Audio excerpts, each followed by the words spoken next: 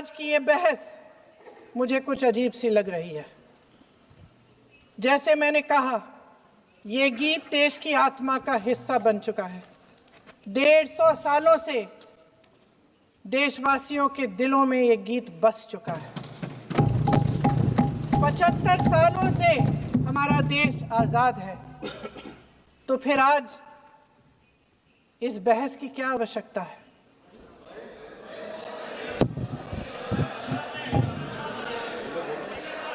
हमारा यहाँ मकसद क्या है? जनता से हमें दिया गया दायित्व, जनता का विश्वास, उनके प्रति हमारी जिम्मेदारी, हम किस तरह से इसका इस्तेमाल कर रहे हैं, हमें ये सोचना चाहिए। क्योंकि अब इस मोड़ पर हम इस सदन में अपने राष्ट्रगीत पर भी बहस करेंगे। आपने बहस मांगी है, आपने बहस मांगी है। आप तो इलेक्टोरल रिफॉर्म्स की बहस नहीं मांग रहे थे कि जब तक हम इस पर बहस नहीं करेंगे तब तक उस पर बहस नहीं होगी। इसकी वजह क्या है? इसकी वजह क्या है? हम आज यहाँ ये बहस क्यों कर रहे हैं? हमारा राष्ट्रगीत है, इस पर क्या बहस हो सकती है? हम ये बहस यहाँ आज 2 वजहों से कर रहे हैं। पहला कि बंगाल का चुनाव आ रहा है, हमारे प्रधानमंत्री अपनी भूमिका निभाना चाहते हैं उसमें। और दूसरी वजह ये है, ये मकसद है, पुरानी मकसद इनकी, अध्यक्ष महोदय, कि जिन्होंने स्वतंत्रता की लड़ाई लड़ी, जिन्होंने देश के लिए बड़ी बड़ी कुर्बानियां दी, उन पर सरकार नए आरोप लादने का मौका चाहती है। देश का ध्यान फिर से जनता के ज्वलंत मुद्दों से भटकाना चाहती है। यही एक मकसद है आपका। आपका मकसद है कि हम फिर से उसी अतीत में मंडराते रहें, उसी की तरफ हम देखते रहें जो हो चुका है, जो बीत चुका है।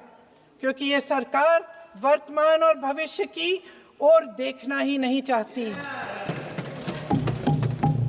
वे इस काबिल ही नहीं रही। सच्चाई ये है अध्यक्ष महोदय कि आज मोदी जी वह प्रधानमंत्री नहीं रहे जो एक समय में थे। सच ये है कि ये दिखने लगा है, उनका आत्मविश्वास घटने लगा है, उनकी नीतियां देश को कमजोर कर रही हैं। और मेरे सत्ता पक्ष के साथी चुप इसलिए हैं क्योंकि अंदर अंदर से वे भी इस बात से सहमत हैं। आज देश के लोग खुश नहीं हैं अध्यक्ष महोदय, परेशान हैं, तमाम समस्याओं से घिरे हुए हैं, और उन समस्याओं का हल आप निकाल नहीं रहे हैं। हाँ ठीक है, उसका भी बोल लेंगे, समय आएगा तो उसका भी बोल लेंगे। बल्कि कल समय आ रहा है, चुनाव पे चर्चा होगी, उस पे भी बोलेंगे। अध्यक्ष महोदय, इनके भी अपने लोग दबी जबान में कहने लगे हैं कि सारी सत्ता को केंद्रित करने से देश का नुकसान हो रहा है। इस बीच अगर हम अतीत की बातें नहीं करेंगे तो कौन सी बातें करेंगे? ये किसी और बात के काबिल ही नहीं है, सिर्फ ध्यान भटकाना है जनता का। इसलिए आज हम वंदे मातरम पर चर्चा कर रहे हैं। वंदे मातरम देश के कण कण में जीवित है, इस पर बहस नहीं हो सकती। लेकिन चलिए, आपने बहस मांगी, आप बहस करना चाहते हैं, बहस करते हैं। आज इस चर्चा को प्रधानमंत्री जी ने शुरू किया, उन्होंने भाषण दिया और इसको कहने में कोई झिझक नहीं है कि भाषण अच्छा देते हैं, थोड़ा सा लंबा, लेकिन भाषण अच्छा देते हैं। सिर्फ एक कमजोरी है, अगर आप इजाजत दें तो मैं बोलूं, एक कमजोरी है। हाँ, उसी पे बोल रहे हैं, वंदे मातरम पे बोलो आप।